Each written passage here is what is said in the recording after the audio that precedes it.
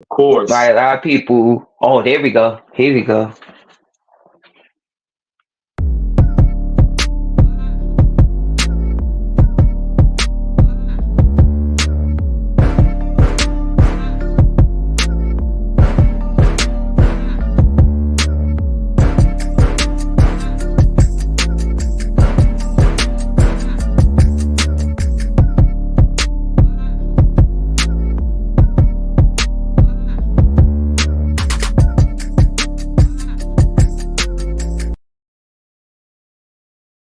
Oh man, I'm so psyched for this episode, y'all. Welcome, welcome, welcome, welcome to the Junior the Golden Boy Boxing Show presented by Second Wind Sports Media.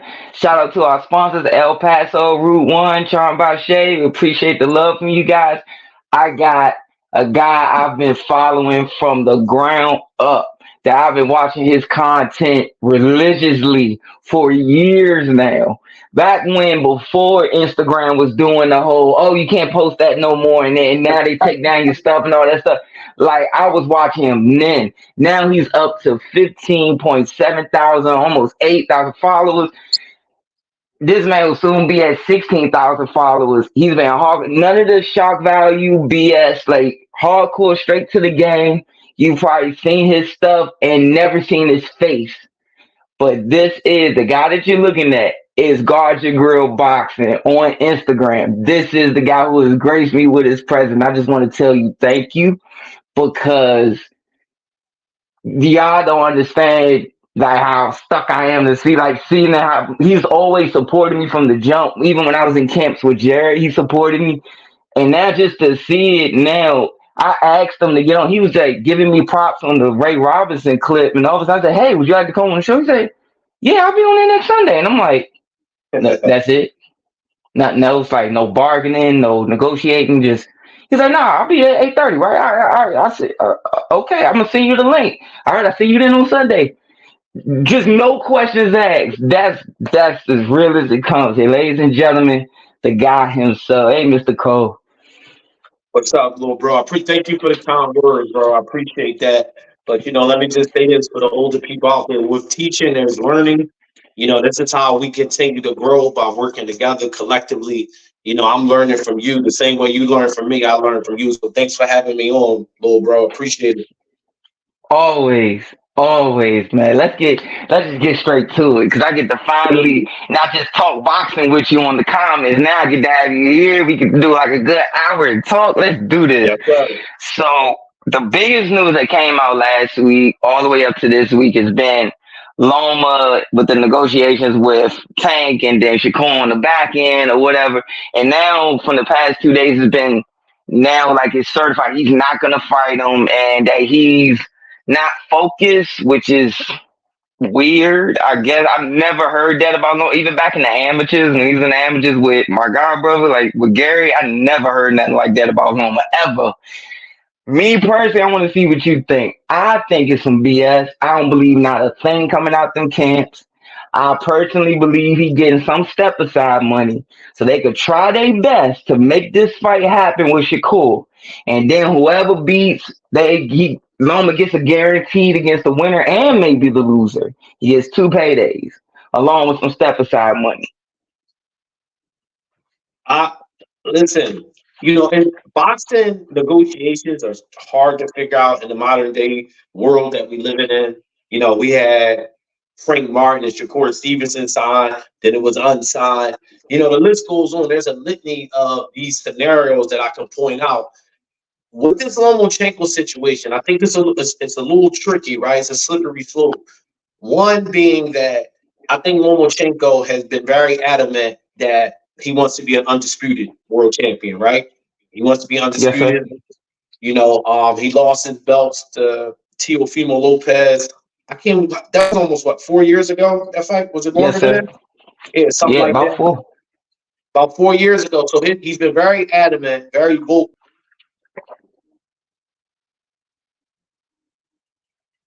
Hello? What happened? In terms Oh, man, I think you good. Go ahead. Keep on going, Mr. Cole. Either way, we got a beautiful production team in the background with Uncle G. He got you. So go ahead. of, Keep going. You good. Oh man, my guy. So I think that no, I'm not saying that money's not important to him because I'm like anybody can use an extra couple dollars, especially the type of change that he's being offered. But I do think there's some legitimacy there that he really cares about being undisputed. I think that the accolades, they hold a precedent over, and it's going to sound like some BS, but I do think that he puts a lot of stock and value into those belts, despite the Yeah. narrative out there from a lot of fighters and promoters nowadays that the belt's not that important, whatever. I get all that, but some guys that's a personal goal. So I think because he wants to be undisputed again, there's a little bit of chess being played here, and walk with me for a second, right? So Shakur, as we know, has the what? The green belt. He has the WBC, right? Yes, sir. WBC. Javante, Yes, sir. Javante has the WB. WBA. Tank has WBA. Okay, so what am I missing? Zepeda has the WBO WBO. Yes. and the IBL. Help me out here because I know it's one of the I think foreign that is ones. vacant. I want to say that one's vacant. Anybody in the chat knows, throw it out there, but since I'm not Okay, 100% sure, I want to say it's vacant. okay. So process of elimination here. I think that Hmm. I'm not saying this is all. Now I have no insight or none of this. This is just a hunch that I have. And I thought this initially when the reports first came out that he didn't want to fight right now. So I think what he's trying to do is flip the script on Gervonta and his camp to pressure. And I don't think Lomachenko wants to fight Shakur Stevenson. Not that he's scared of the wreck, but he already been down this road with Devin Haney. I think he looked at that fight like, look, that's going to be a chess match, another boxing exhibition where who really won? Did Shakur win? Did Lomachenko win? So I think he's trying to put the pressure on Gervonta's camp. Oh, y'all deal with that. Worst case scenario, Gervonta beats. I mean, not worst case, best case scenario. I'm sorry. Gervonta beats Shakur Stevenson.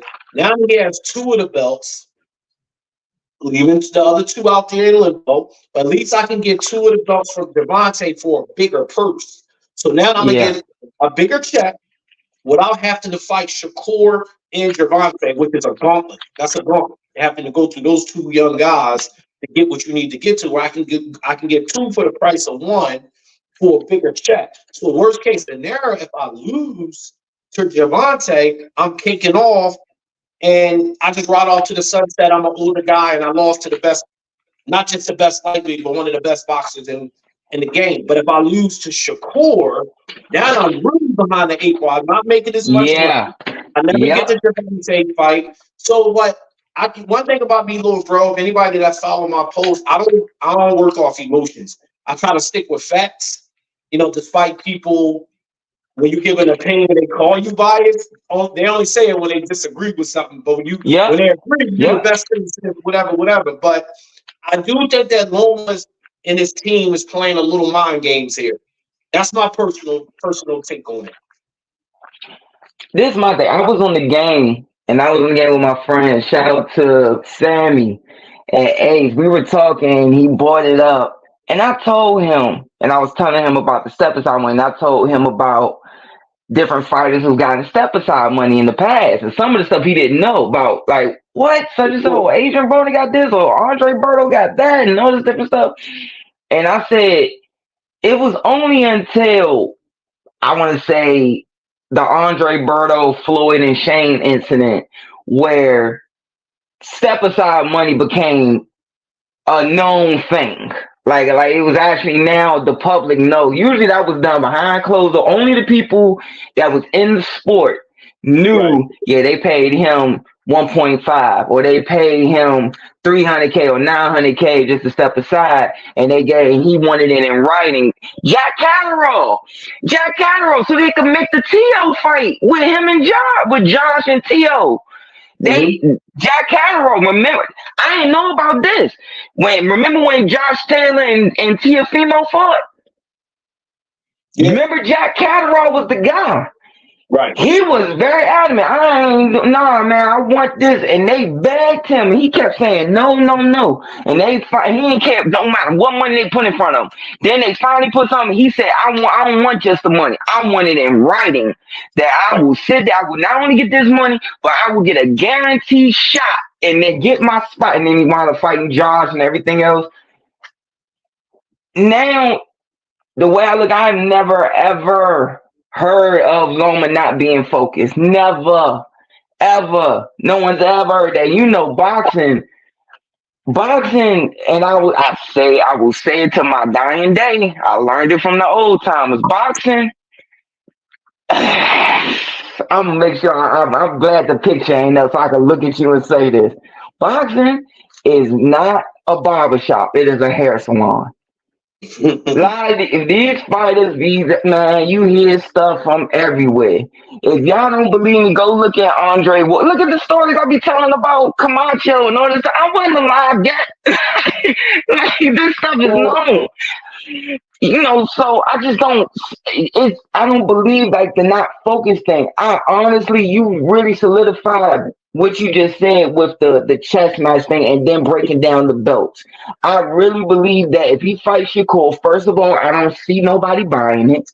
But hey, they pulled off Devin and Loma, so maybe they can make it happen. But that's a null and void because Shakur's contract is up, and he doesn't want to go back. So the scenario that I gave out was slightly similar to yours. I said, and honestly, I think it was what was it, Uncle She, like 2 episodes ago. I was chilling, I said, you know what do y'all think? And the chat came up, they said Mayweather. He was saying Mayweather. And I said, dang, y'all right. If he goes to Mayweather, even though the way I can see Mayweather messing it up is he wants him for multiple fights, and Shakur only wants to do one fight. Because that would be his beeline straight to Tank. But he can also do an independent route and go with Tank because Tank is going to be the head guy of the promotion, regardless, no matter how you look at it. So, but he does that, fights Tank, gets low ball side, 10 million low ball before his back end. Gets that, boom, then he goes on and makes his decision on if he wants to go to the matchroom or this or whatever goes on after that. For Loma's older, and the way I've learned from being around fighters when they got to 32 or 33 and they have a long amateur career, what I always heard fighters say when you're young and you're getting, let's say you're not decorated and you start off getting $500 a fight. And we're talking, for people who don't know, we're talking the 90s. We're talking the 90s. So now these days, you might get 1,500. If you're decorated, you might get 4,000, 10,000, things like that, whatever.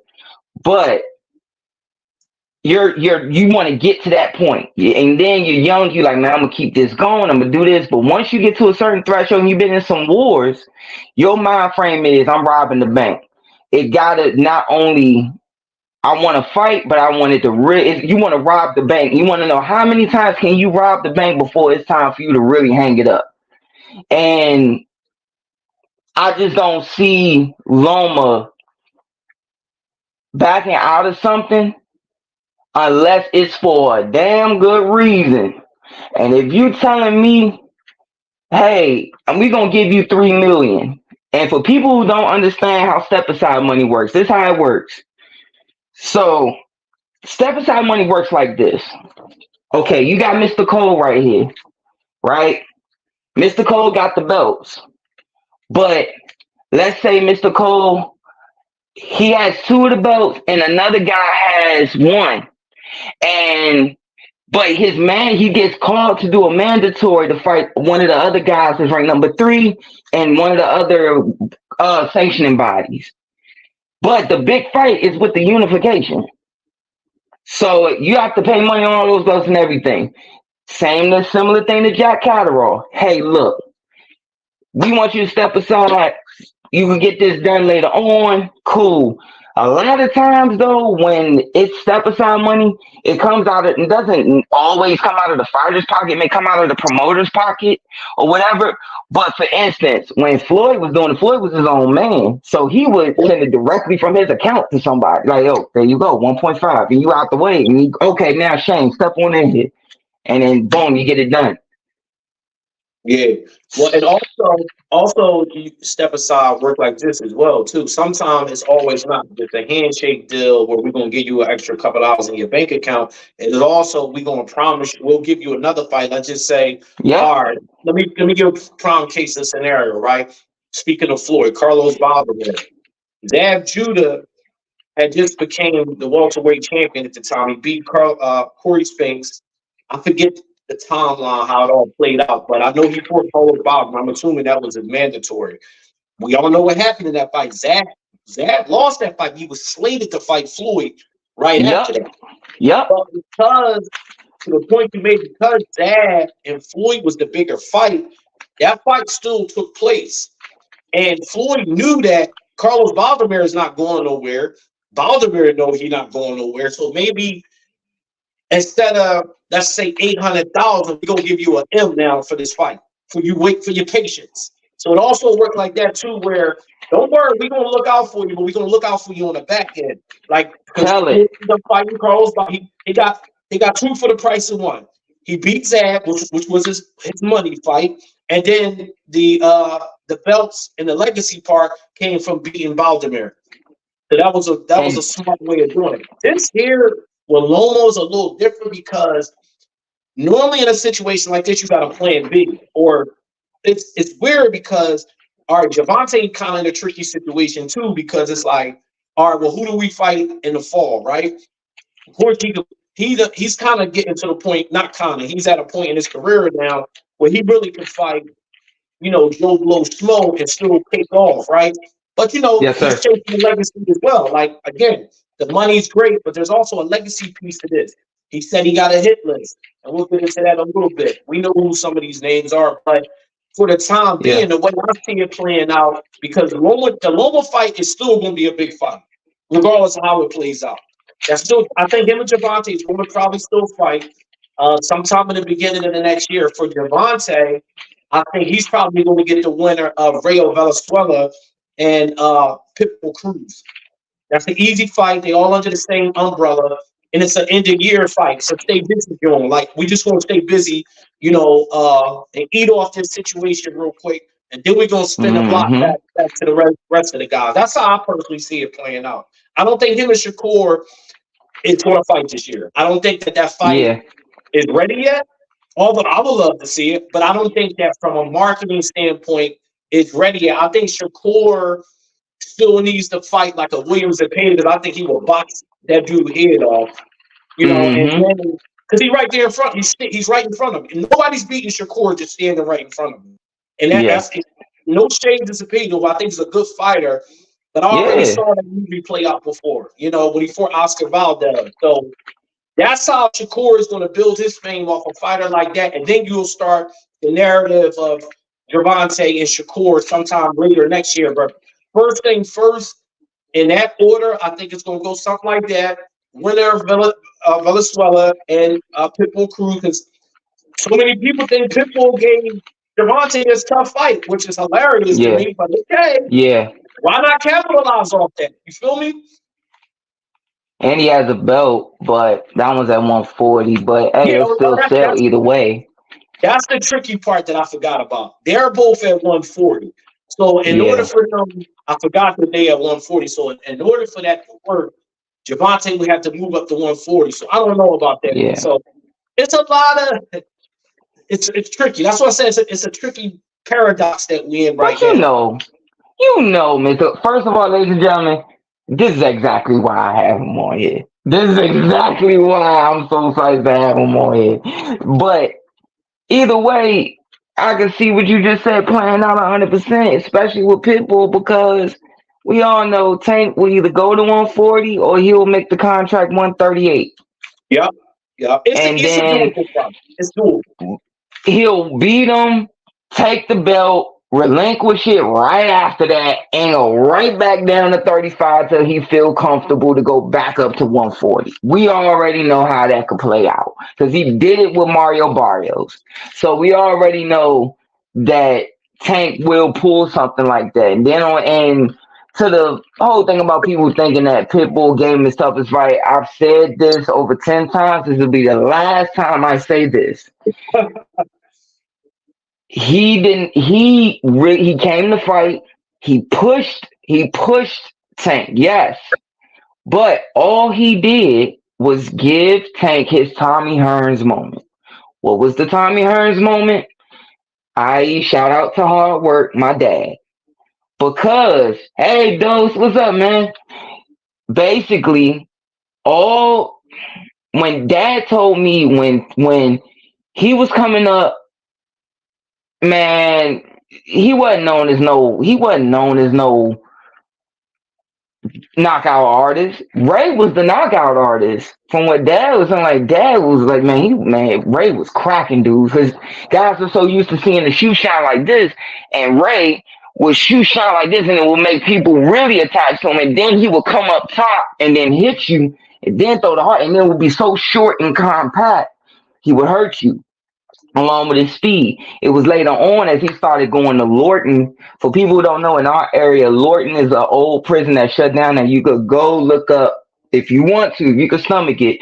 Look up Lorton Prison. Look up the boxing team. Look up the things that was done at that prison and the stuff that was found there, even when they shut it down. But they would take guys like they took my dad, they took Ray, they took Roger Leonard, my uncle Melvin. They took all of them to Lorton to box those guys. And that's when, you know, he started really moving his feet more and everything like that, going right up to where the Olympic time was coming. But Tommy was known as just boxing your ears off. Like very similar to Mikey Fox. Shout out to Fester Fox before last night. He was very similar to those type of guys. He was real feathery, move around. And Manuel Stewart knew he could crack, but didn't take that from him. As soon as he turned pro, he started making him squat a little more. Then he started making him twist his hip more, snap and pull his shoulder at the same time, and get the extension. Then he starts knocking everybody out. Then, as he's knocking everybody out, going into the fight with Ray, Manny Stewart told him, man, you're going to get hurt. The explosion's going to happen sooner or later with Ray. Ray is much stronger than people realize. He said it in Legendary Nights. And boom, he hurts Tommy. They get Tommy back on the stool, go box. Now it's time to box. And you see Tommy moving around on his toes, doing and go. Ray speaks about it to this day. He said, man, his jab was just, oh my God, he was just moving so beautiful. Couldn't catch up to him. And that took a long time for me to learn because I told this story 1,000 times. Every time I would spar, even with Gerald, I would go out and think, I got to show everything I learned. And then James Baker and Uncle Nestle was like, hey, you ain't got to always do that every time. Do what's needed at that point. Bring it out as it goes, or work on something once you get the guy under control. You ain't got to do that. Relax. And I started settling down more. And people were shocked that Tommy could box. What does that have to do with Tank? Tank's knocking all these people out, going back to the Showplace Arena and Convention Center days, putting all these guys out. And people think he can't box. And I'm like, dude, he was in there with Pat. I remember, if y'all don't know who Pat is, Boog Harris, the guy who's known for the mitts, was a legendary amateur back in the day. His son, them two fought. They wound up becoming, they spar all the time. Him, shout out to Quick, rest in peace, Quick, RG Tyler, Truck, all of these dudes, we all was in the same camp together, sparring each other all the time. So you could go look at any of the Tank's old fights. You'll see him at JC's, Rosecroft Raceway, all of them. He boxing his tail off. Going to nationals, boxing his tail off. The not just the boxing thing is not just off the back foot; he could box off the front foot too, as we saw exactly in the Frank Martin fight, which was ironically a week or two after the Tio Primo fight, which a couple Tio last fight, when he fought Jermaine Ortiz, he complained how he ran all night, but he didn't talk about how he needed to cut the ring off. Even Shakur talked about getting better at cutting the ring off. So we watched Javante do it, and this off the front foot. So we saw the back foot, and this time we got a chance to see it from the front foot because it was the first time Tell it. Javante fought a guy that kind of wouldn't say still, right? You know, everybody wanted to see what he looked like against a somewhat technical guy. And I think Frank, not that, Frank is James Toney, but I'm saying he got some ability. You feel me? He Yeah, not just he ain't sitting get there there for no throwing, reason. right. Exactly. He's not sitting there just throwing haymakers. And Javante had to be patient and not just throw bombs and just go for broke. Like he had to calculate it. It was a calculated approach, gradual footsteps, and sawing that ring in half and pressing him against the ropes. He also broke Frank down with the body shot, so it wasn't There just you go. because people forget about that because fans is funny, right? Two things that bothers me when fans say this. Well, why didn't he throw no more punches? Or why did he go to the ropes? Well, the other guy had something to do with that. When a guy goes to the ropes, right? Most of the time he's doing what? He's trying to take a break. He's trying to take a break either because he's tired or because something is wearing him down. Pressure or body shots. So it's like you taking credit away from Javante. And even some of Javante fans, people that are fans are saying this like, oh, why did he do this? Because Javante, the person you're rooting for, systematically broke Frank down and made him go to the ropes to camp out. But I don't expect everybody to know and see some of this stuff. That's why we got platforms like this, so we can systematically break this stuff down. But Javante is a really, really, really special fighter. I remember he got mad, right? Because somebody compared him to Tyson, and he was like, "No, no, no, don't compare me to him." And I understood where he was coming from. No shade to Mike, the great legendary Mike Tyson. But he like when y'all make statements like that, those are backhand compliments, basically just saying I'm some one punch knockout fighter. Like compare me to a guy like Mike McCollum. If you want to compare me to somebody, Mm, a boxer who can, who know how to put punches together to put you in your pockets. So I commend Javante for that because it's like don't put me in some box with Deontay Wilder and Mike Tyson just because I knock guys out. So no, exactly. he definitely the complete package. And Yeah, not just that, but for see people. This is another reason why I don't do fight parties because if people wasn't at a fight party, right. whereas you can't hear the TV. And then you got people in there loud and drinking. And then you always got that one dude in there watching it going, yeah, that's how I fight. No, you don't. No, you Yeah, don't. Because you yeah, would be on that right now. And two, all because you 7-0 on U Street don't mean that you would have made it on here. And I can't stand that. That's why and because if people was watching it, fighters know. You could look in a guy's eyes sometimes and tell, but this time you didn't have to because he was coming back to the stool. Frank to sit, get to the first quarter of the fight, which is the first 3 rounds. How you feeling? Coach DJ asked me, how you feeling? He go, yep, feel good. And then he was like, hey, be careful, man, go on the rope when you pull, whatever, whatever. Second yeah, quarter of the fight goes into the sixth. He said, how you feel?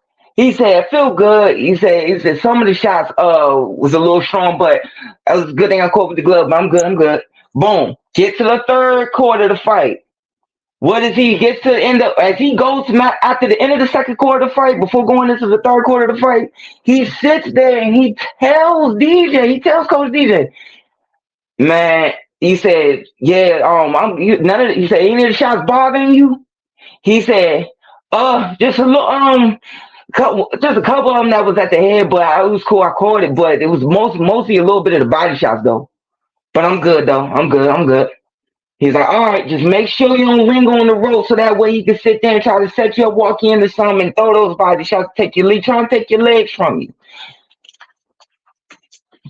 It's like some people don't understand. Usually, when that dialogue is exchanged, this happens. You sit on the stool because fighters are, especially old trainers, are very.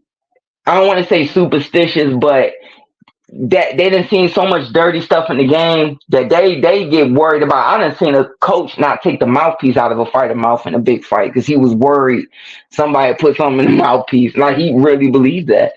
So, and he told me stories about things that can happen. So they, when stuff happens and you want to exchange what I just said to the trainer, they do this. Yeah, I feel good, and then they go, and then the coach leans in real close.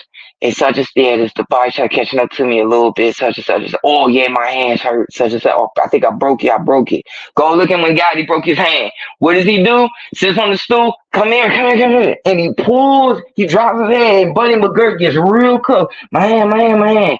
So look, it's broke. Yeah, I broke it. What you want me to do? Nah, I broke it. He said, what you want me to do? I gotta keep going, but it's broke. It's so if people pay attention and really watch what's going on, even at the footwork when Tank was in the entrance, see, people don't like to hear me say this because I've gotten slack for it because of knowing Coach Kyle, knowing Coach Kenny and Tank, so they think I'm saying this just to, and I was like, no. And you had when he fought Pitbull, me and Dad was watching it, going, "Dang, that's the boy from Rosecroft." That's literally what we were saying. Like that's Tank from Rosecroft. That's Tank up at JC's. That's Tank up at that was the 200. That was the 200 amateur fights. That's what it was. And don't forget, Pitbull was a 3-week replacement too. That gets lost in Yeah, all. Rolly, he was preparing for Rolly, which is a completely different style, and then yeah, you get Pitbull through on a 3-week notice. So then in the fight, I don't know, Javante, clearly he was fighting with one hand, right? Off the bat, hmm, it was a beautiful, beautiful display of boxing, and he did it with one hand. So for me personally, I don't need to see that again.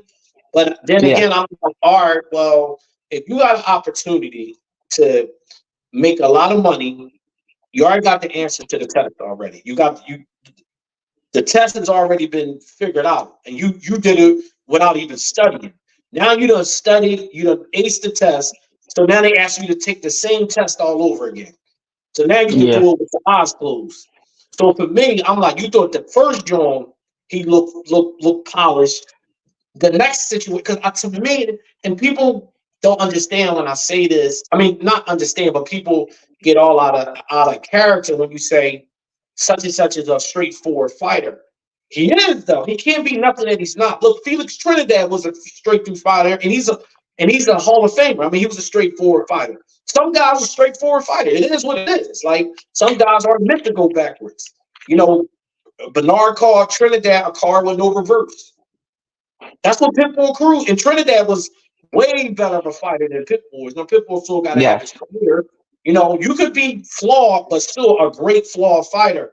I just think Pitbull is very one-dimensional. A fight that people don't talk about was, damn, I'm gonna butcher this bull name. Cabrera. He fought on the undercard of Crawford and Spence. I was at that fight live, like I was there. People in the arena was distracted, but I was dialed in into this fight, and particularly Pitbull Cruz fought this tall kid. He's a light. oh, Vito just lost his Zepeda 2 weeks He just ago. lost. I was just going to say, just Yep, scored something. So he was giving Pitbull some work because he had distance and range. He just didn't have no conviction behind none of his shots. So yeah, Pitbull, yeah, but that fight went to 12 rounds. hmm, That fight went the distance. So, Pitbull got this fight coming up with Real Venezuela. Like, I'm telling people that this is, in my humble opinion, I put a post up about it. I think this is a 50-50 fight. It all depends on what. Oh, listen, Real Venezuela only got one loss. I know he lost to Chris Colbert, but I thought he beat Chris Colbert.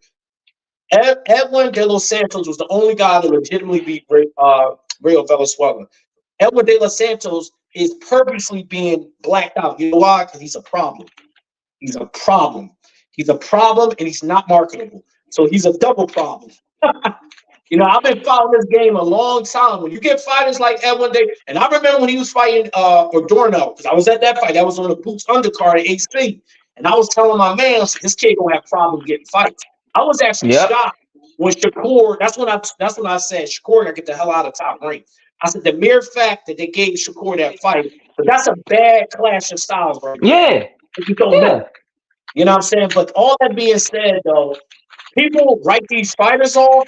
If you really fact check and do your homework, Rayo Venezuela got one legitimate loss on his resume, and that was against the same guy that Shakur had his toughest fight in thus far as a pro.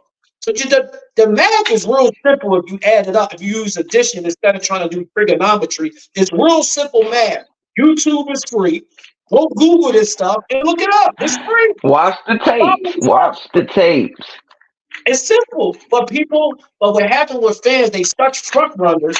They see a guy take one loss and then write them off, and like everybody on this Pitbull Cruise craze. To me, he's a very one-dimensional fighter to me, and I think that his fame is off giving Javante. You, I don't call it a tough night, but some people do. That's his claim to fame, really. And he beat Rolly Romero, who I don't even want to get into Rolly Romero thing because that we Yeah, ain't let's got not enough do time to that. get into that. Don't get me started. Let's not do that. Yeah. I'm just gonna say one name: Jackson Marinez. Go YouTube that. But Phoenix, Sammy, if you watching, remember last night when we was talking about Rolly and I mentioned it was a fight. I forget this kid's name. They call him Phoenix. He beat the slop out of Rolly from round 3 to the end, and they still gave the WBA interim to Rolly on a money team card. And then after that, they started putting Phoenix in tough fights instead of pushing. And then after that, you ain't seen him since. That's the game. See what I'm saying? Rangy kid. He tall too. He's a tall, rangy kid. He knows how to box really well. We just saw O'Shaquie Foster, another guy that took it back to the black and white era with the shoulder roll, catching gloves off the mitt. They don't, bro, man. We can really get deep into some of this stuff. That style of boxing. No, let's take it there. Let's take it there. No. Let's take it there. This is my thing. So for y'all who know, we done solidified this whole thing. What we feel about Loma, the Tank, and Shakur situation. Now let's get to Shakur. I spoke about Shakur on this platform and others, and I feel like, see, he's not Sweet Pea. He's not. There was Sweet Pea. I never forget I always bring up this story.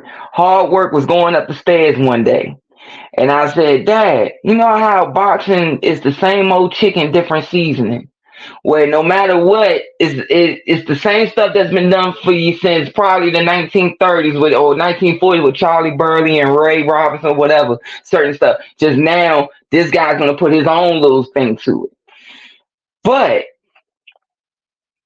will there ever be another Sweet Pea? And Dad said, nah, man, Sweet Pea was one of a kind. Dad said, man, nah, man, Sweet Pea was one of a kind, man, one of a kind. And the thing was with Sweet Pea could go get you. If you pissed him off, he'll go get you. You hear the stories with Buddy McGirt. Remember the fight with DiBiase Hurtado? Right before the Hurtado was beating him, dropped him, and he said, you need to go get this kid. And all that was out the window. You know how Sweet Pea used to do. Sweet Pea get dropped. I like, nothing, get up. Yeah. A lot of times he do that. He was all balanced a lot. Yep. All the time. So then he goes out there. If y'all don't know about that knockout with Sweetie. Sweetie had other knockouts where hit dudes and they just fall. Like they would take a delayed reaction and fall, whatever. But this one was like, he took it back to Norfolk. He took it back to Norfolk. Like back to a street. Like he caught him and landed, I want to say 7 or 8 straight left hands on this boy. And he was already out cold, but he was out cold and frozen to where his body was stuck like this. And he just kept taking left hands for his body finally dropped. Cuban kid, bad dude. Hurtado was a bad dude. Guys like him, Hurtado, guys like the dude who gave Bernard Hopkins a lot of problems. Juno Mercado. Yeah. Mercado who dropped Bernard and Bernard went back over there for him and then Bernard had to dig deep. Yeah, so Sweet Pea was the difference is that Sweet Pea will go get you. And right now, I defended Shakur. First, I want to make sure I give like a foundation of this Yeah, where this absolutely. conversation is going. I want to give a foundation where this combo is going. And because now I have you here, I went over this topic. I want to say 2 weeks ago when he fought, and I love Shakur. I defended him. I've been able to hang around this kid. I defended him, and I said, "Look, man, people forget he's been stopping guys on their feet. Stopped this guy with a body shot. People forget he had one night with a hurt hand. Now I really wish he would have took it to the Tyrell Biggs fight, another Philly great, who got his collarbone broke." And started working his left hand everywhere. Wow, wow. Shoot it here, shoot it here, shoot it here. Hook off the jet, fan it, pull, boom, boom, and pull the fight out. That's when you're supposed to really have fun with your everything you practice with your leading hand supposed to come out in that moment. He didn't do that. Okay, I really wish he would have. Can't go back and change it. It's over with. But now you're going into this next fight and you're at home. You're in it with a guy who did not put out the same punch output that did against Frank Martin, and you already had him figured out by the third or fourth, and you came back to the corner during the second and third, telling your granddad, "Oh, I'm stopping him," like telling the crowd, "I'm stopping him," but you didn't go get him, so that even if you don't stop him, they saying, "God damn, this need to be stopped, man. He's hitting this boy with some stuff." You didn't give that. Now. Now, I say all of that to say Shakur has a big problem. Everything I just said is a big problem for Shakur. Why is it a big problem? Because let's take it all the way back here. There was a guy named Smoking Joe Frazier. He saw a kid come up and fight at the Philly Spectrum. Who was this kid? Because he wasn't from Philly. He didn't know who this kid was. The kid turned out to be a guy named Marvelous Marvin Hagler. Because this kid from named Marvelous Marvin Hagler from Brockton, he had to go through the gauntlet. Back then, for people who were watching, the gauntlet was in Philly. Yes, it You was. had to go through the Philly Spectrum, the war. They would literally televise it and put the fight cards out as the Philly Spectrum Wars #1, Philly Spectrum Wars #4. Like this is Willie Monroe. Y'all know Mongoose Monroe. This is his folks. Willie the Warren Monroe, who beat Mama Hagler. Jesse Hart work hard. Guess what? His dad, Cyclone Hart. Killers. These dudes who would have been world champs if they wasn't in such a tough era. Yeah. He had to leave Massachusetts and come to Philly and fight the wars. Like these wars, it was like a fight after school. When Willie Monroe and Marvin Hagler fought, it was a snowstorm. Like the snow was high and they still threw the fight. They still threw the fight. Like it still had to get done. So and he pulls Marvin to the side because Marvin had finally cleared out the gauntlet, and he goes and he can't get a title shot. So he's gonna do a lawsuit with Bob Burnham. He's like, I can't get a shot, I'm gonna do a lawsuit. And Joe Frazier told Marvin, you got 3 major problems. You got 3 strikes against you already, and you don't get that. 1, you're southpaw, 2, you're black, and 3, you're damn good. And I don't think you understand that. I don't think you get that. Yeah. And I don't think that Shakur fully comprehends that. Bro, you are behind the 8 ball. You already came out cool. You got a silver medal, bet. You got a good push. You went to the perfect place. I always tell people, if you got, I'm even telling my younger cousins, if you get top rank, go there. Because they're going to get you fights. You guaranteed to get an opponent. You guaranteed you're going to get paid. And you're going to get the right fights and move up. Then as you build, if it ain't getting you right, then you can move on. But you'll have a foundation to, after you leave local and go to regional or whatever and get to ESPN. Cool. He took that, moved up and everything, but it was certain fights with Shakur especially as he started to get stronger, and you could see this shit going into his man body, his man strength, where he did not go and get these guys and make these people sit there and say, even if I don't put this guy out or stop him on his feet, I'm gonna make these people say, this fight need to be stopped. You did it with Jamil. You did it when you stopped guys with body shots. You did stop a few guys. You dropped some guys brutally. But you have to consider you had the perfect thing at home. Secondly, I'm not going to sit there and just shun him. It's effed up what ESPN did. You didn't do that to Edgar Berlanga when he fought that boring fight at the Garden against Steve Rose. You didn't turn the camera over there and sit there and show people walking out. You didn't do that with Teofimo when he fought Sandor Martin at the Garden. You didn't turn the camera then, but you turned the camera on this kid.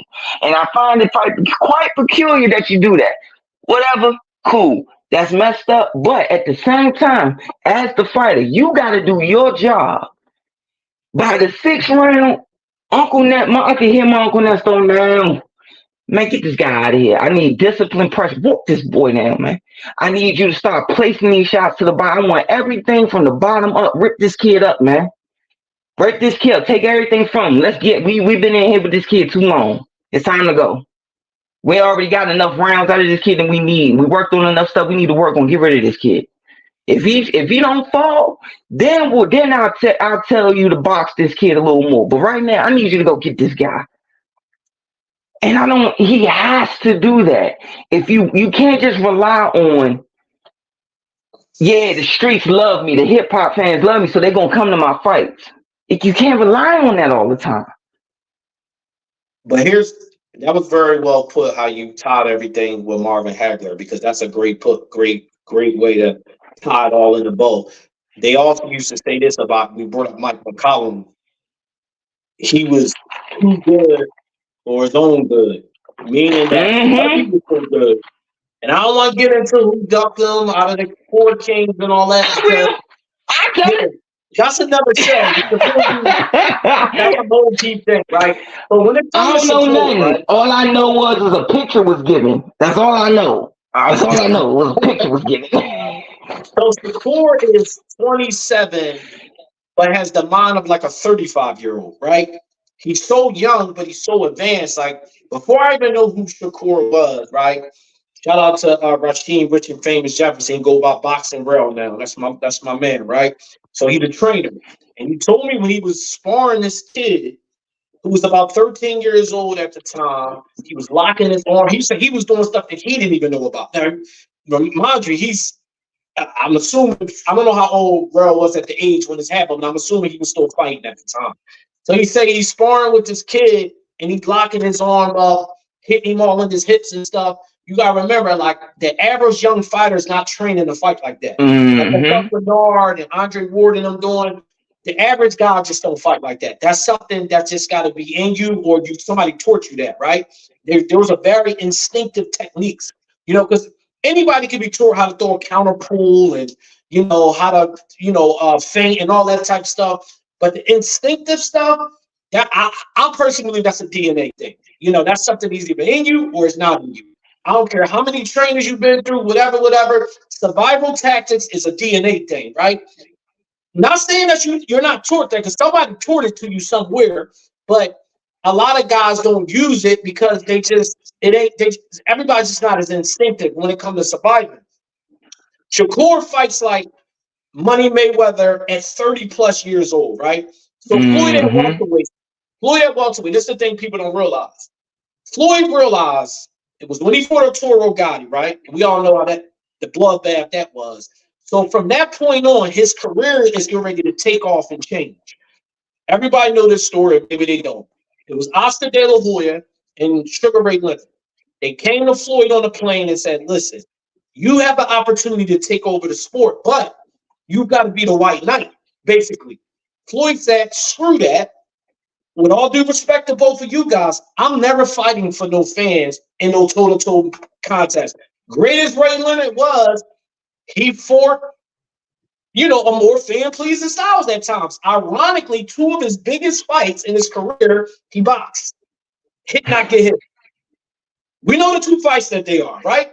Yeah. So Floyd took that and took it to somewhere to orbit that style. Like, I'm gonna take it to orbit that style. With the exception of James Toney, right? I'm saying I ain't talking about people I watched on YouTube and all that. I'm saying people that I watch in real live time. James Toney and Floyd Mayweather are the two most defensive fighters I've seen, and obviously Pernell Whitaker goes. I'm gonna put him on an island by himself because he wasn't human. Something different was going on there.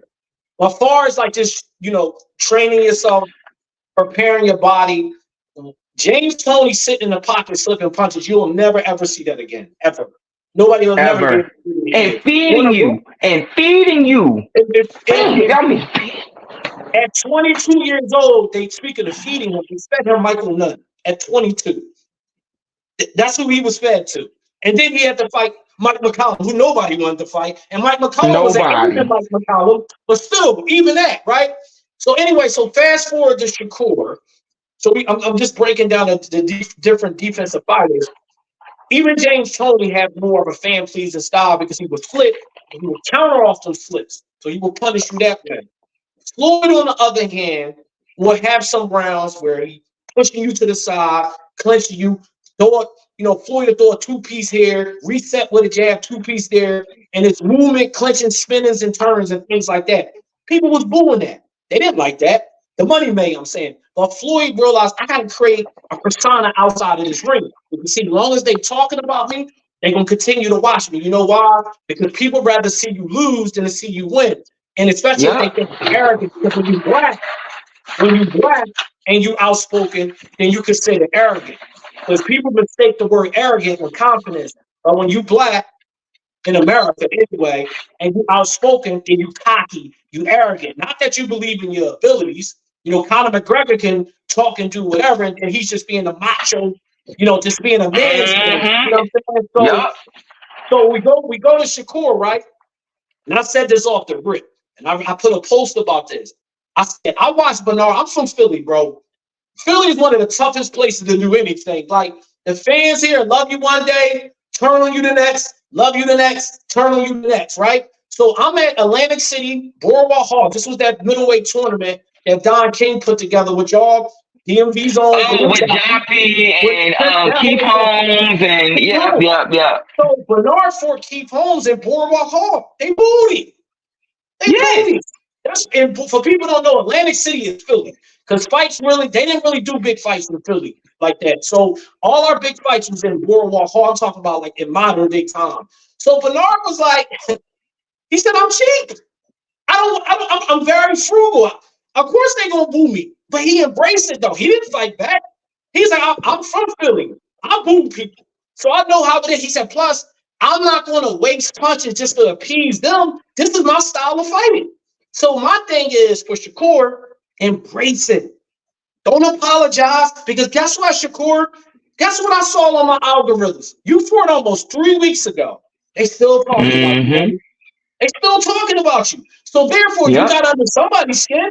And with all due respect to all the different podcasts out there, they're not fighting, they're not boxing people. So you want them to talk about. I don't care what form capacity it's in. These podcasts got extreme traffic. So for the last 2 weeks, not only were you talked about, their opening monologue was about you. Yes. So, Yes.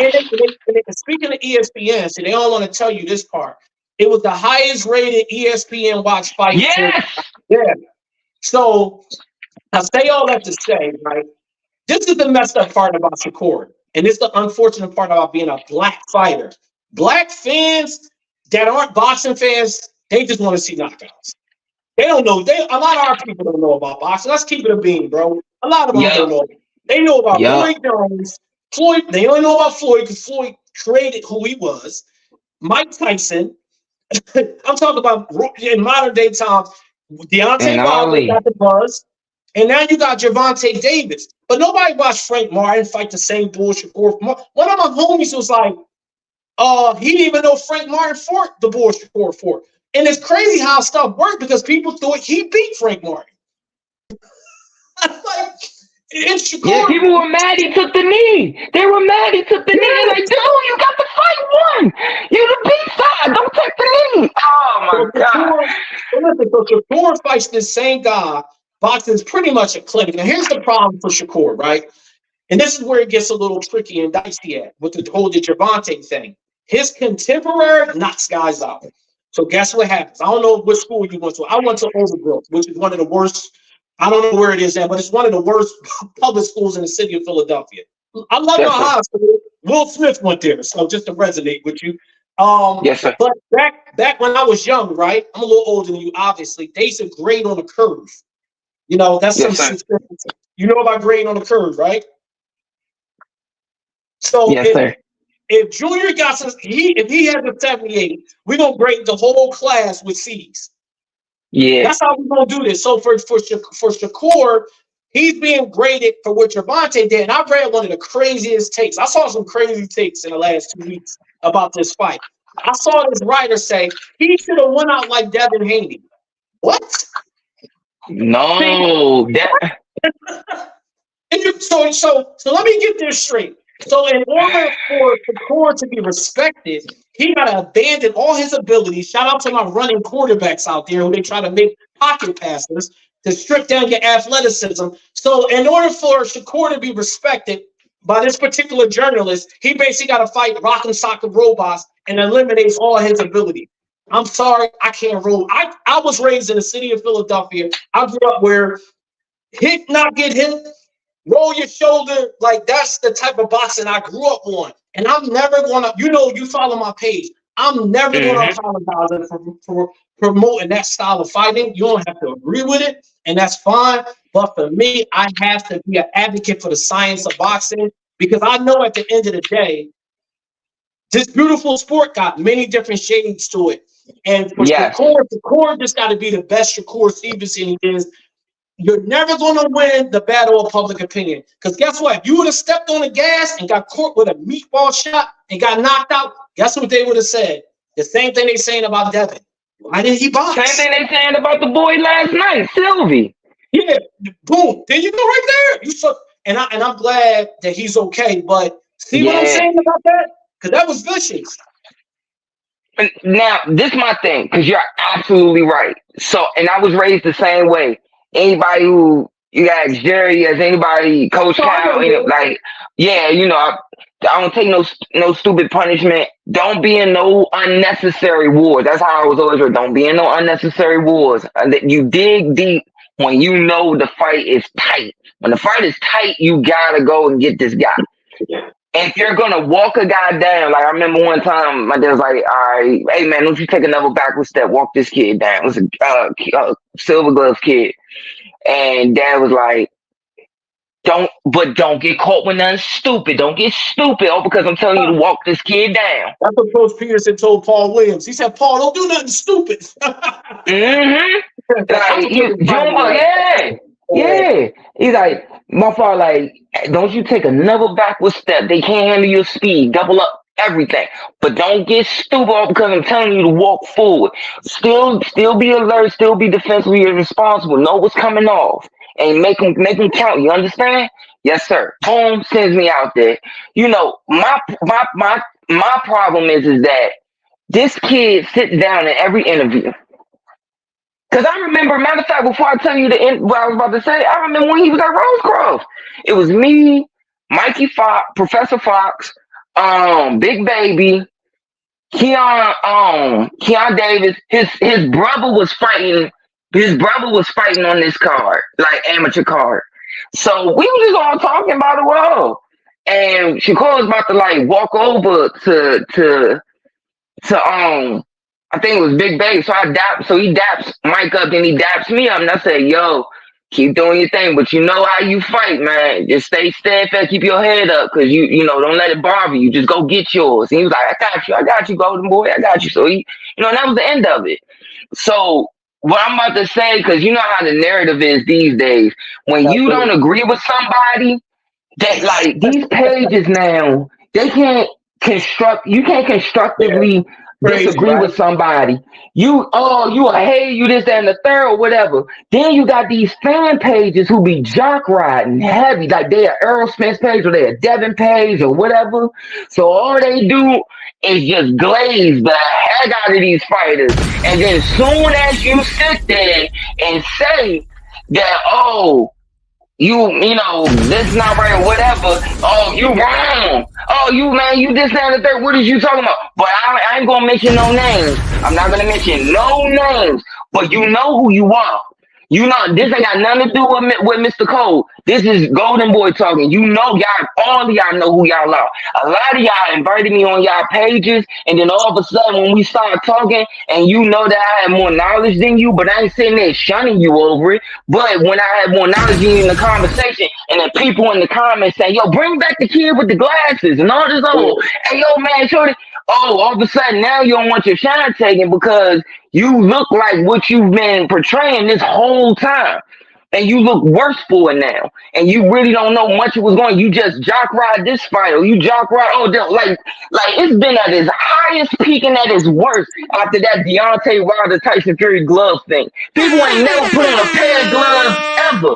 Don't know nothing about no horse heads. Don't know nothing about no phones. Don't know about how manipulating the glove, skinning the glove, how the glove break down as the fight go on, when you open the glove up, why it look a certain way.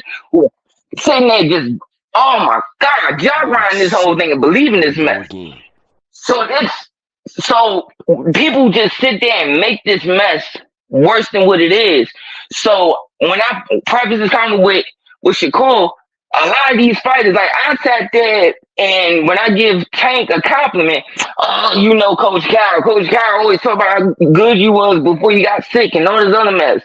Then if I sit there and say something about Tank, like after the Gamble fight, right? Like people was coming to me about him being in between fights and stuff, you know, his weight or whatever.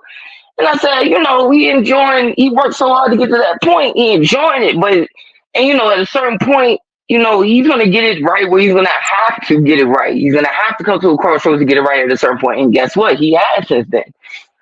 And, oh, you going on your mans. I'm like, you do know, like the Jared thing. Oh my God!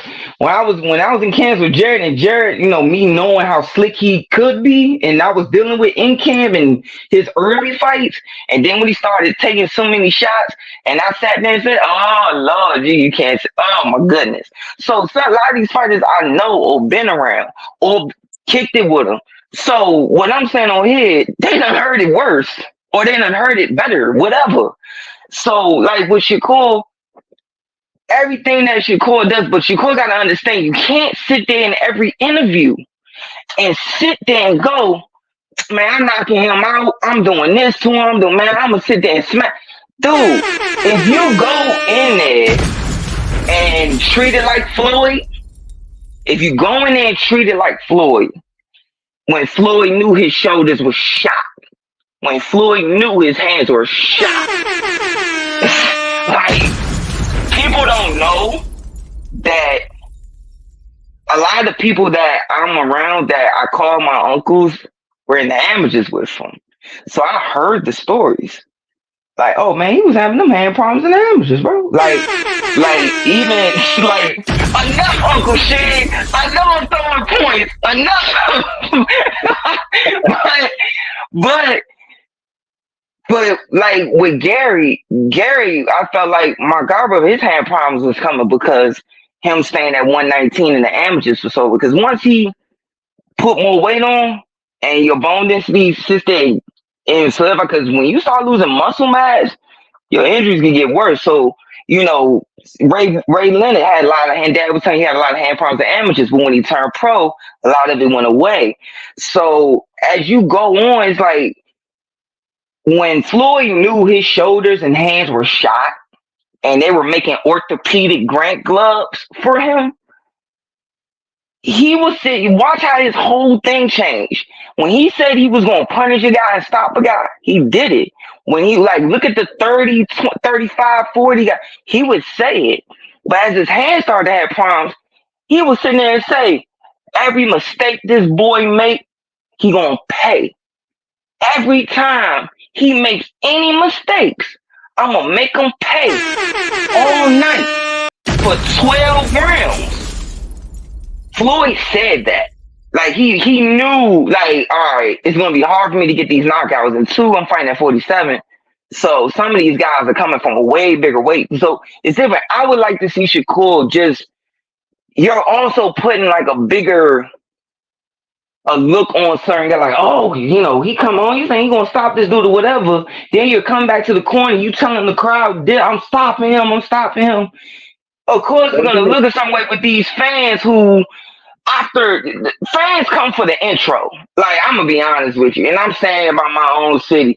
You could sit there and you be smashing a dude for 6 rounds, and you take a round off, you probably got a chance to take 2 rounds off. You could take 7 and 8 off.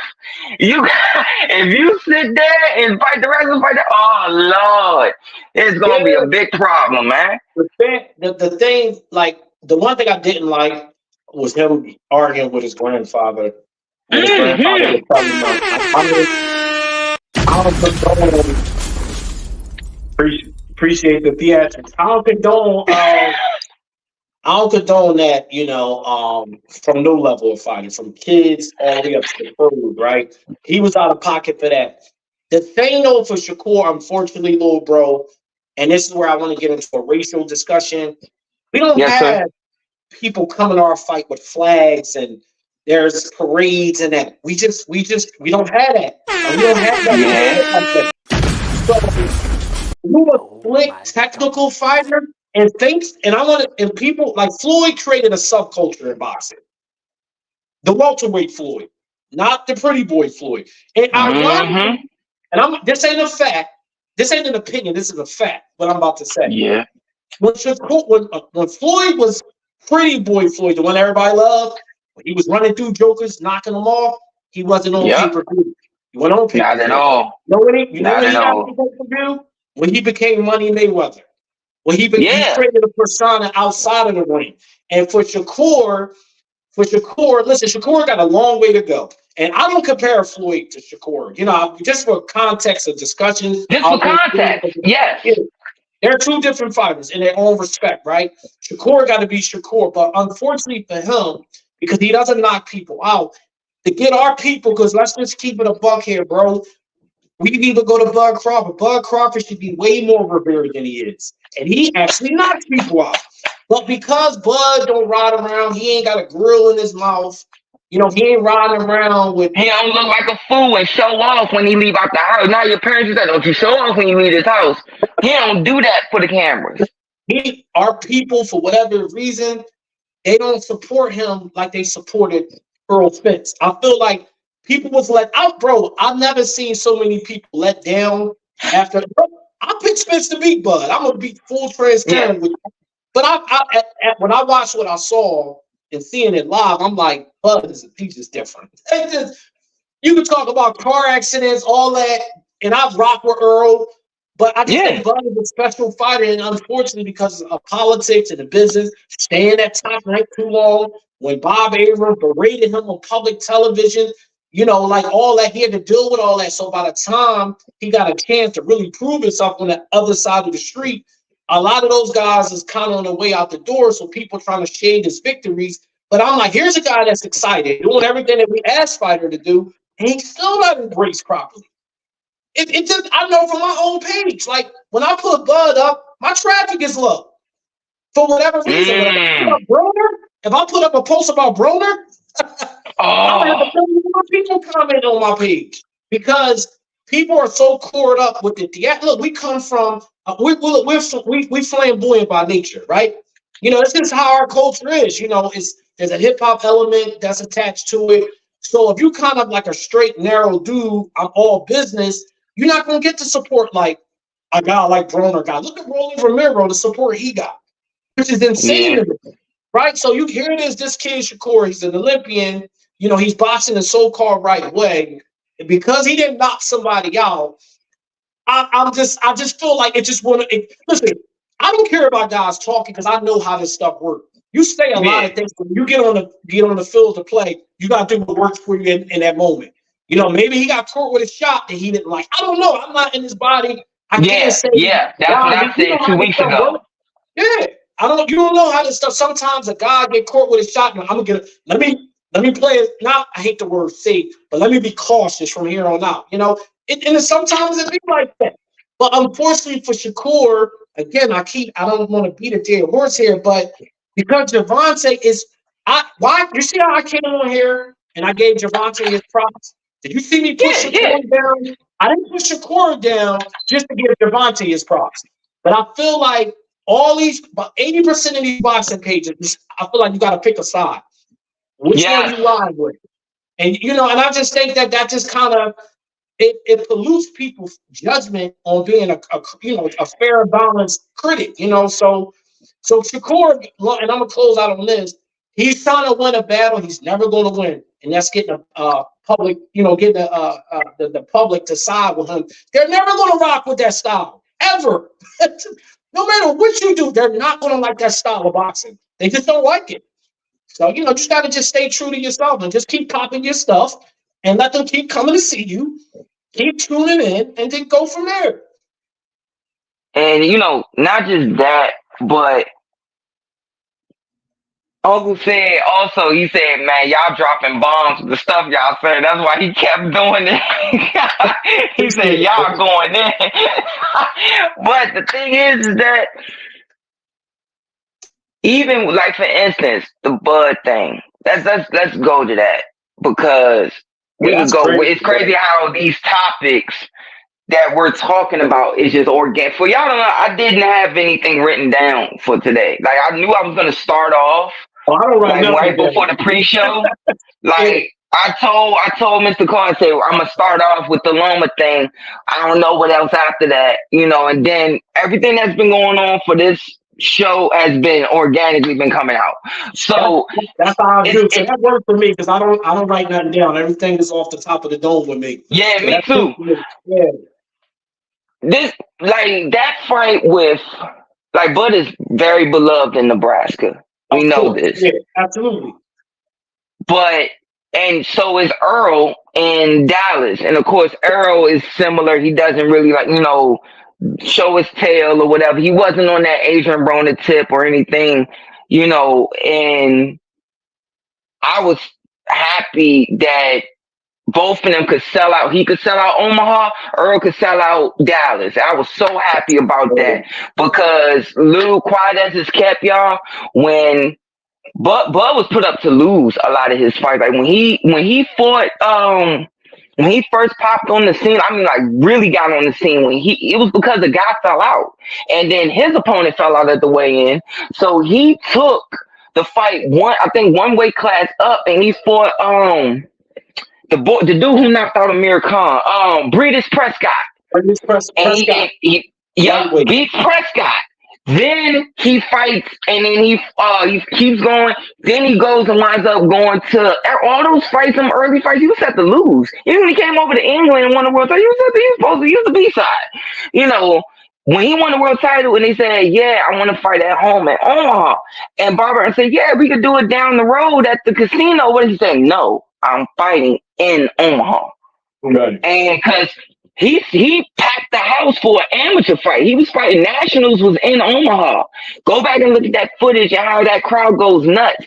All the people there for him because they had nationals in Omaha. And when he made it to nationals and he was fighting down the street, it was all over the news and everything. Them people showed up for him. So he knew the people were gonna come for him, So but that night when he did a master class on Earl, I'll never forget this. I'm not gonna say my OG's name, but he went to the fight and he's a big money guy. So he had like a skybox, but he also had floor seats. So he was chilling up top at the skybox, and then right when the main event came, he went down to the floor.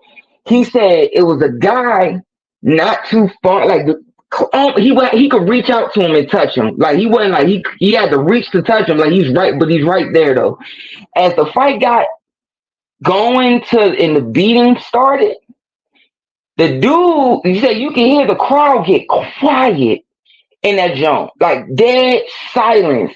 And all the Cowboys roster were there. And they were shot like, you said, man, it was like the president got shot. You said, man, the people were standing up. He then said the dude stood up and he said, man, what the F is this?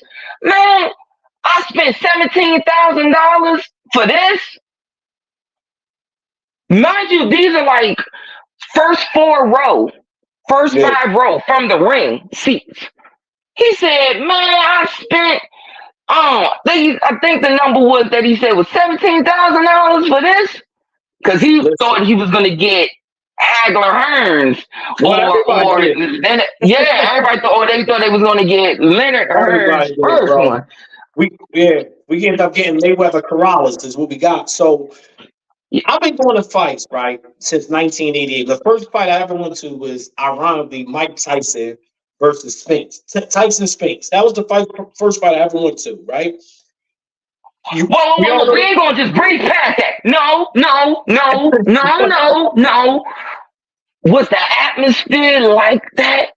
So I was extremely young at the time, right? So all I remember, right, it was all these like FOI dudes in the hall. Remember Tyson used to roll with the FOI dudes.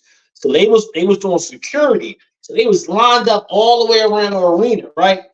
Surreal scene. So we gets in. First of all, we running late. This was the scalping when you bought. I don't know if you still scalp tickets on in front of the I know arena, what but you're this talking about, though. Yeah, scalping yeah, yeah. I know what you're right? talking about. Late 80s. So we get my pop get the tickets. Last minute, we literally get there. They walking in the ring.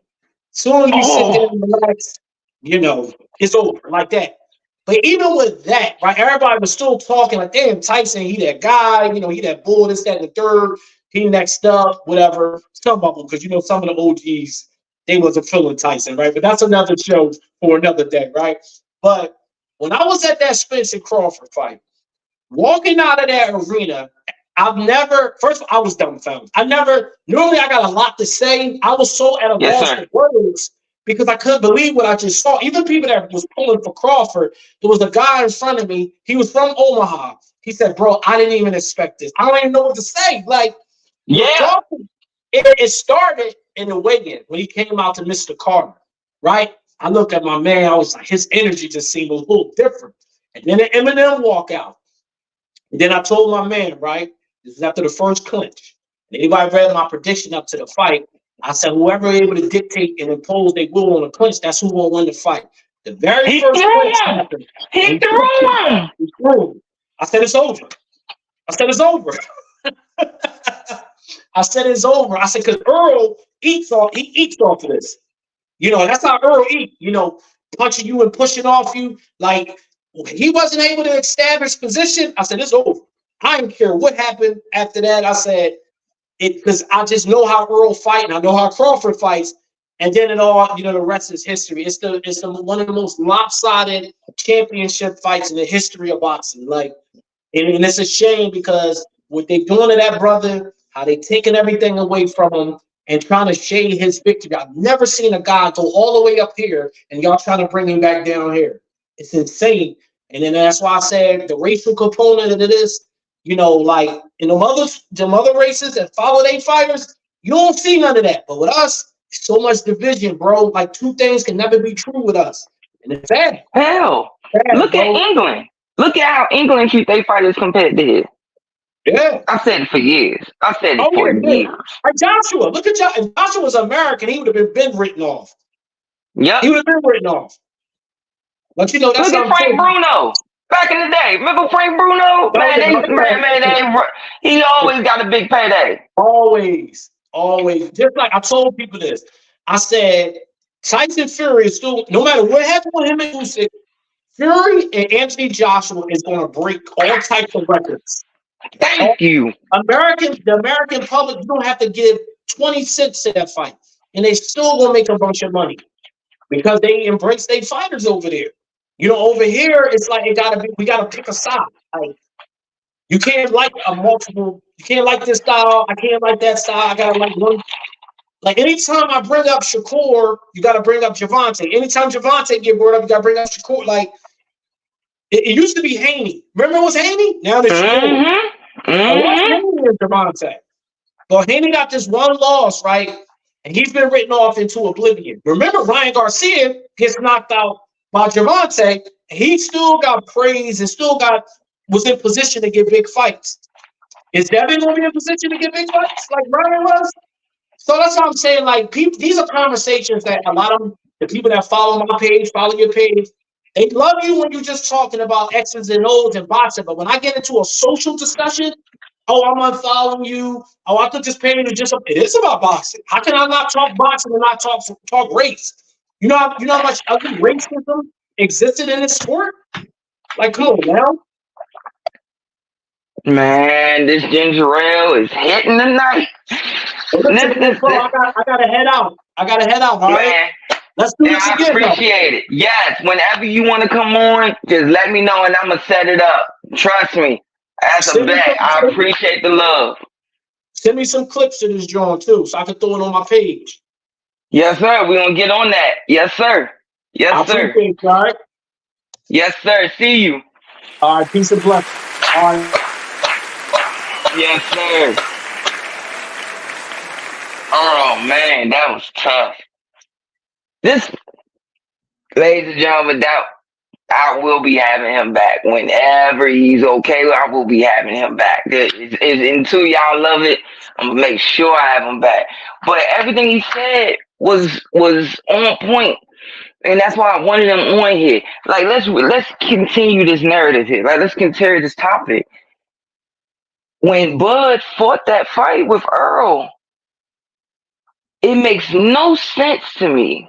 Like, I'm gonna be honest with you. Nobody expected that. Everybody expected a little tactical, and then goes into basically advanced street fight like war. It was gonna be evenly matched where they really was expecting Leonard Hearns won, and or Hagler Hearns, things that people was really expecting that. No one expected what happened that night. Nobody. And it was crazy because I wanted to hopefully, because the next thing I was gonna ask him before he left was, the crazy thing is now with Bud is that he's getting said that now he's ducking people and all this other thing like with Boots, and instead of looking at the whole thing the right way is, well, guess what? As good as Boots is, he still, he has to continue to grow because there's no doubt what he did, he needed that because now everything is coming out that he broke $1 million gate. That's a plus for him, huge plus. That further, if you're Bud, you sitting back going, good, he's a step closer. Because right now it's a high risk, low reward.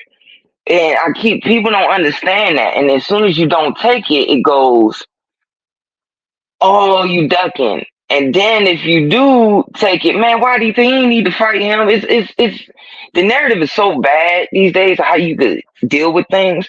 It's so, no matter what, they don't understand. Well, you ain't supposed to be ducking nobody. Yeah, but it is still prize fighting. And on the streets, like, man, if you're on the streets, like on the street, you still gotta be like, of course you ain't gonna sit there. It's times when you on the street and situations happen, and you can look at a guy and that man, I will hurt this dude. I don't want to deal with it.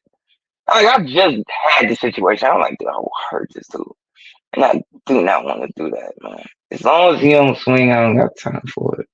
And you just go on by like, go ahead, man, you got it, bro. And then there's other times where that has to happen. Now, if you was to sit there and fight, I understand what Andre Ward said. Guys back in the day sometimes will have too many big fights back to back, and you see the damage of that now. And and you have some guys, even back then, they would tell you, and you know why a lot of them back then was having fights back to back? Because of the promoter. The promoter would have them literally by the balls and be like, you gotta do this. You gonna do what I tell you to. Like, you gonna fight this guy. And they go in there a little bit sooner than they should. That happens. But even guys back then, I was hearing guys say, like, man, you don't be in no back-to-back wars, man, too soon. That junk will ruin you. You'll miss out on the money you was supposed to make. Y'all think this is a joke? Like, you think this is a joke? I done seen dudes get ruined from sparring. Keep it tall. Keep it all the way tall for you. And you talking to a dude who been sparring since a little boy. And Like I done had promoters. I'm not gonna say none of the promoters' names. They'll like when they'll see me consistently in the gym for a while, and they see that I'm at the fight so because I haven't been in the hospital, it'll be like 8 months, going on a year and a half. Like, oh, you haven't been in the hospital, man. You look great. I remember one time Monte Spartan, he said, "Bro, your color look good. Like you look great, boy. You know, like you was so man. That's my them Fox boys, man. Love them dudes, man. It's but anyways, Sly, we were waiting on the weigh-ins. 'Cause that relationship go deep, yo. Like remember that relationship with Jared, myself, Demar Nicholson, and the Fox boys. I mean, man, that relationship go deep, bro. Like, you know, so Fox hadn't seen me. So I come up the escalator at Rosecroft, and he said, "Golden boy." And I go, "What's up, Sly?" So he was sitting down. I was coming around the table, dapping him up. He said, "You look good, boy. You color look good, man." And I said, "Yeah, man, I appreciate it." And he pulled me, go say, "Boy, you know, you good, boy. There you go, man." He said, "Yeah." Like, he was so happy for me. And you, I be like, it took Big Suge to literally tell me. I never had a girlfriend say this to me. Like, I never brought a past girlfriend into my world this much as Suge, but like, she was like when she started to come around this thing of ours and the fight game, whatever, and she really realized like you've been doing this since that. Okay, like you could see because she knows about the brain and all this other. She like, she cursed. She was like, shit, like, God. Because you think about that, like, man, you could ruin a guy. These guys who never make it to the money. It's a guy right now. I'm not gonna say his name, but there's famous footage in him. I was sparring some of the top former Olympians, world champs, or what they call him, and he got to like 2-0. I say 4-0. I say somewhere between 2 and 5 fights. Gotta be. But shorty, like he was in the mix in the end. He was on the nationals team. He was all that. He fought the Chicago's. He did all that. He man, man was shorty tough. And I remember he called me one day and he said, "Hey, Junior, can you help me with something?" I said, "Yeah, sure. What's up? You need me to come to the house or you need me to come get you?" Like he said, "Nah, I just wanted to call you, ask you a question. Man, I keep having these headaches." I said, and, you know, I ain't want to spaz, but I on the other side of the phone. I'm like, okay, when?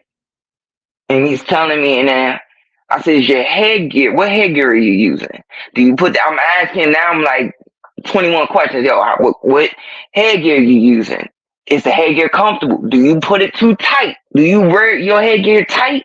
Because you're not supposed to. You're supposed to wear your headgear snug, so that way there's some type of movement. So that because it's like you want to have it about that far away from your head. You don't want to have it like this because then that friction is like you're just making your head bigger. You want to have it to where it's like boom, boom, boom, boom to your head, not already just hitting it. You want to have that certain cushion. That's what it's there for.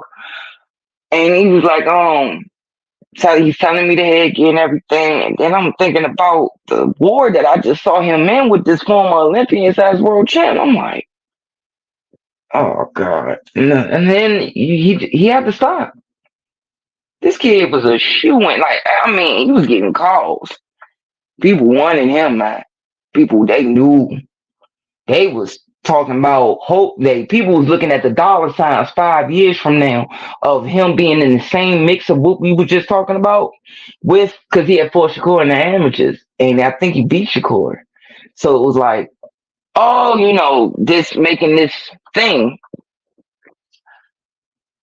And he's like, man, every time I spar, I get a real bad. Every time I spar, I get a real bad headache. And the headaches was so bad, he had to call it. He couldn't do it.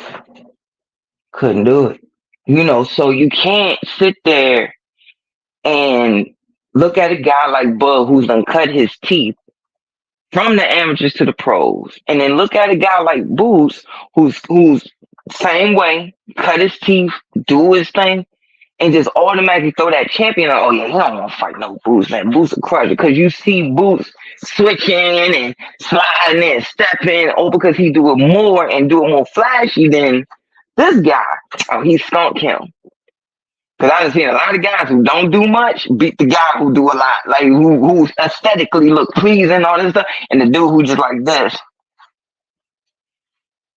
beat that guy, beat the all this and all that, he crush him. I've seen it, So you gotta sit there and get that respect. Like, okay, oh, okay, maybe it isn't time yet for that money to be made because you gotta think he had been the main event one time, like at that level one time, and that was the fight with oh my gosh, I forget that boy name. So he beat Speedy Ellis, and he wound up coming back and beating Speedy. That's how he got the fight with Boots. And before that, he didn't have that gate. He didn't have like it wasn't like he had that gate, and then this one. This is his first $1 million gate, and he sold the house out like I expected. Like and that put that adds onto the resume. That adds on. So if you go to a job and you go, oh, y'all ducking me. Y'all ain't trying to give me the job. Well, yeah, I mean, you don't have nothing on your resume to show me that you're worth this money yet. You're getting there, but I need you to go ahead and finish this, and then you should be able to make it. You don't do that at the job interview. You sitting there's a reason why, you go here and here and here to get this experience or whatever, because it shows like when Boots goes to the table, at a certain point, if Bud's still around, when Bud's not had too much wear and tear where it's like, I gotta go, or he moves up and doesn't come back, it's like, oh, okay, this kid done had how many now? $4 million gates on regular TV? All right, cool. Omaha, Philly, shoot, maybe we could do it at the Barclays. Because then the Philly people drive that hour. They'll drive that hour and a half. And niggas said, okay, man, maybe we could do that. All right, let's look at right now we can have a loose talk about it. I'm cool with that. It looks better, and you got a belt, bigger, more belts now. Da da da da. It's a certain way it got to be done. Just like how when I was around the Jared thing, Jared had the IBF. And when he beat Laura, you had no other choice but to go find him. Now you could have people was kind of like stepping aside to him a little bit. You remember I told that story about some fighters who know me. They was like, man, we waiting for that man to be in a few more wars before we fight him. See, like bring him down a little bit. And when he beat Laura, you couldn't ignore him no more because he had every freaking belt. The only belt he didn't have was Twins, which was the WBC. And you know how it goes with the Ring Magazine. The number one and number two guy, if I find undisputed, the guy who wins gets the Ring Magazine. That's just how I love that belt. Oh, anyways, but that's how it works, so and people understand that, man. You gotta have a little bit more respect for these fighters, man. You gotta sit there, actually know what you're looking at. Don't just come for to hype them up coming out the entrance way and go, yeah, like what if Lamar didn't bash his dude the way he bashed him for 7 rounds? What if?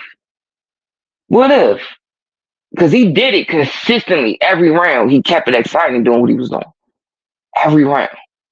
And I be thinking sometimes, like, thank God Lamar had that type of showing. Because now it's going to make the people who didn't come sit there and say, oh, I got to go next time. That's how he put on me in the dirt. Oh, I got to go. So. And it wasn't too many people, wasn't too many empty seats at all. It was almost to the brim anyway. So, big respect to them. I hope I get another opportunity to work their card,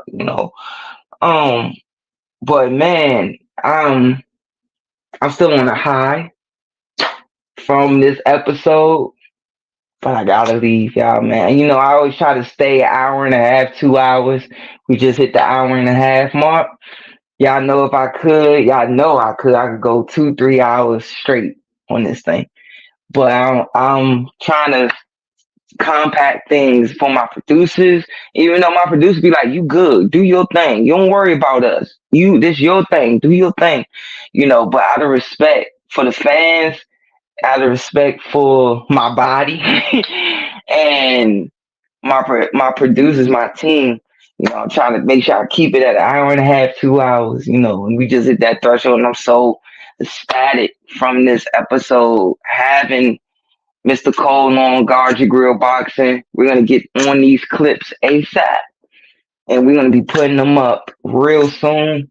And I see you guys next Sunday. We don't know who we might have next Sunday. That came out of nowhere. I literally told y'all what? I told y'all like last Sunday, and then I confirmed it 2 days ago or something like that. So, man, I see you guys next Sunday. I don't know who we gonna bring. Who knows? I'm bringing the heat like I always do, man.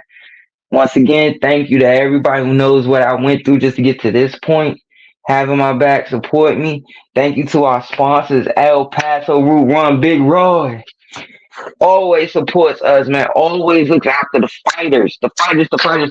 And I still owe him a picture of me and my dad, a signed picture that he wants to put in the store, and I have to get that done for him. I've promised him that, and it's been way too long. Shout out to Rihanna Rios, the real double R. Shout out to Mikey Fox, Manny Lean, Sugar Sheed. Oh my goodness, them boys shook out. Oh my gosh, who else am I forgetting? Everybody from the Tony Jetta crew. Oh, Light Skin Lou, Uncle Lou, Miss Kenny. Oh my God, appreciate you guys always supporting me, pushing me to do this. Mr. Dose, thanks for watching. Sammy, Ace. Shout out to my other punch, Tom Bache. Appreciate the love, girl.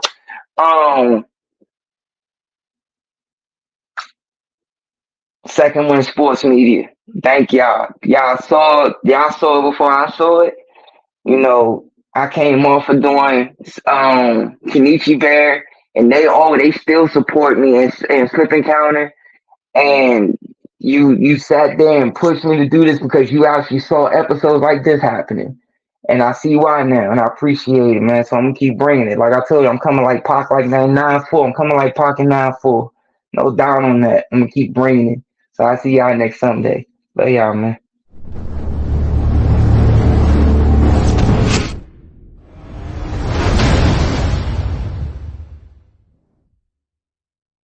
The Second Win Sports Media and DMV Boxing Legend would like to introduce to you our new sponsor. Ladies and gentlemen, yes, El Paso Mexican Restaurant, located at 6151 Richmond Highway, Alexandria, Virginia. Ladies and gentlemen, yes, we have El Paso Mexican Restaurant. Also, if you're looking to pregame every fight night, amateur or pros, come out to El Paso Restaurant. They will guarantee you a discount. All you have to do is say that DMV Boxing Legend and the Second Win Sports Media sent you, you will get a discount.